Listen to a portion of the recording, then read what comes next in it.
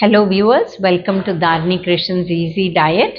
நம்ம இன்னைக்கு பார்க்க போகிறது இப்போ டெலிவரி முடிஞ்சிடுச்சு, அதுக்கப்புறம் உணவில் நம்ம ஃப்ரூட் சேர்க்கலாமா சேர்க்கக்கூடாதா இதை பற்றி பேச போகிறோம்.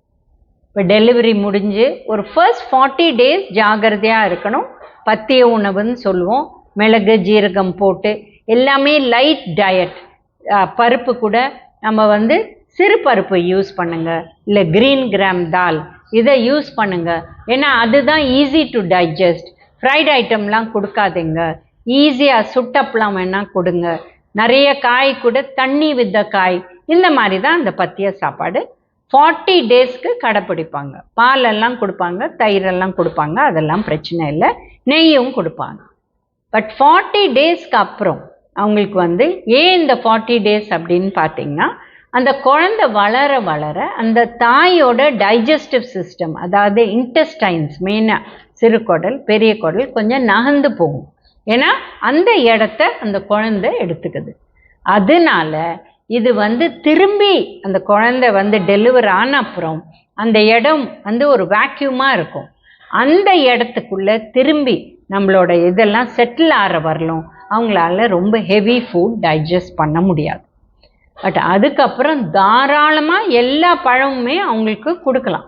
இப்போ நிறைய பேர் பயப்படுறாங்க, டெலிவரி ப்ரெக்னென்ட் ஆகிறதுக்கு முன்னாடியே நாங்கள் ப்ரெக்னென்சி பிளான் பண்ண போகிறோம், நாங்கள் பப்பாயாவே சாப்பிடக்கூடாது அப்படின்னு பயப்படுறாங்க.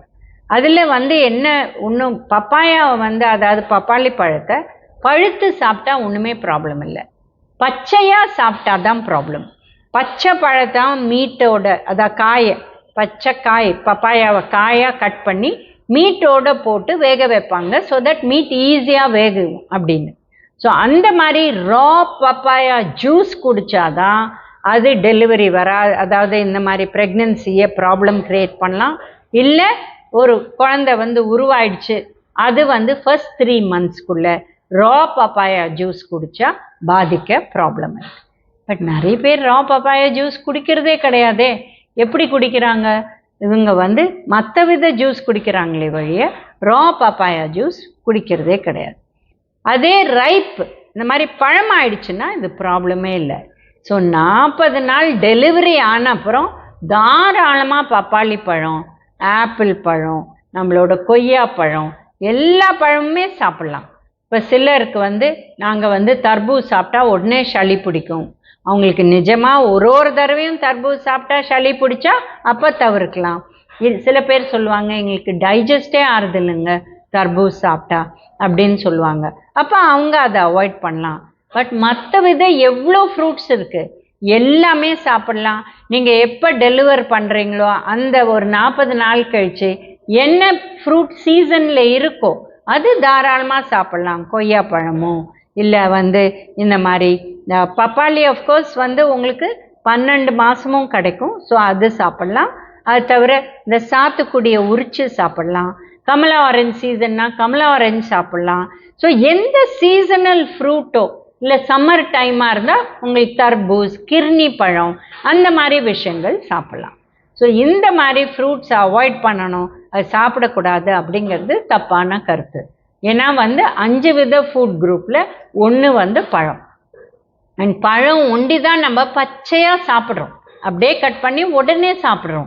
அதனால அதில் இருக்கிற விட்டமின் சத்து, விட்டமின் சி சத்து நிறைய ஃப்ரூட்ஸில் இருக்குது. பொட்டாசியம் சத்து இதெல்லாம் நம்மளுக்கு முழுமையாக கிடைக்கும்.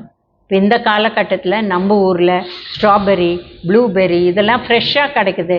ஸோ அதுதான் நல்லது, அது சாப்பிட்டா தான் குழந்தைக்கு நல்லதுன்னு நினைக்கவே வேண்டாம். நம்ம ஊர் பழம் எது கிடைக்குதோ அது சாப்பிட்லாம். உங்களுக்கு பெரி சாப்பிட்ணுன்னு ஆசையாக இருந்தால் வாங்கலாம். பட் ரொம்ப விலை, அதுதான் ஹெல்த்தின்னு நினச்சி சாப்பிட வேண்டாம். எப்போவாவது வாங்கலாம், இல்லை அது சாப்பிடாத கூட இருக்கலாம். நம்ம பெரியோர்கள்லாம் ஸ்ட்ராபெரியோ ப்ளூபெர்ரியோ சாப்பிட்டு தான் ஹெல்த்தியாக இல்லை, அவங்க அதெல்லாம் சாப்பிடாதே ஹெல்த்தியாக இருந்தாங்க. அதனால் என்ன பழம் நம்ம ஊரில் நம்ம கிட்ட கிடைக்குதோ அதை ஃப்ரெஷ்ஷாக சாப்பிட்டா அதுதான் ஹெல்த்தி.